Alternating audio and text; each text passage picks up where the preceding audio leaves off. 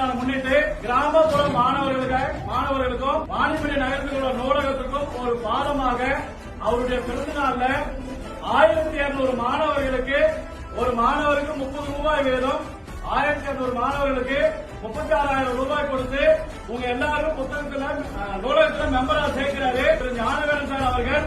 அவருடைய இந்த பிறந்தநாள் வாழ்த்துக்களை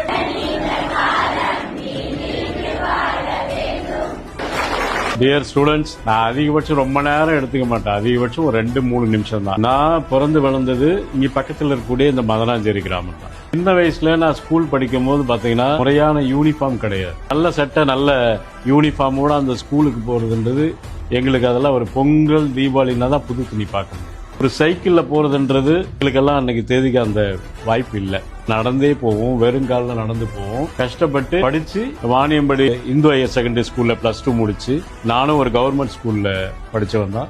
பிசினஸ் எஜுகேஷன் அப்படி போயிட்டேன். என்ன இந்த அளவுக்கு 1200 ஸ்டூடெண்ட்ஸுக்கு நான் உங்களுக்கு ஒரு முன்னோடியா வந்து உங்களை வழிகாட்டியா நான் எடுத்துட்டு போய் உங்களை லைப்ரரியில உங்களை ஒரு ஆயுட்கால உறுப்பினரா சேர்க்கணுன்றதுக்கு ஒரு ஊந்துதலா ஒரு என்கரேஜ்மெண்டா அமைஞ்சதுன்றது ஒரு முறையான படிப்பு. இதெல்லாம் நான் ஏன் சொல்றேன்னா, அந்த நாங்க இருந்த காலகட்டத்தில் பாத்தீங்கன்னா அவ்வளவு வசதி வாய்ப்புகள் வந்து அரசாங்கத்தால அன்னைக்கு தேதி கொடுக்க முடியல. ஆனா நமக்கு இன்னைக்கு அமைஞ்சிருக்கக்கூடிய முதல்வர் ஐயா ஸ்டாலின் ஐயாவோடது பாத்தீங்கன்னா free education, free laptop, free cycle, free uniform, free food, எல்லாத்துலயுமே அவங்களோட இன்டென்ஷன் ஒன்னே ஒண்ணு என்னன்னா படிக்கணும், நல்லா படிக்கணும். நல்லா புரிஞ்சுங்க, இங்க நிறைய பெண்மணி செல்வங்கள் இருக்கீங்க.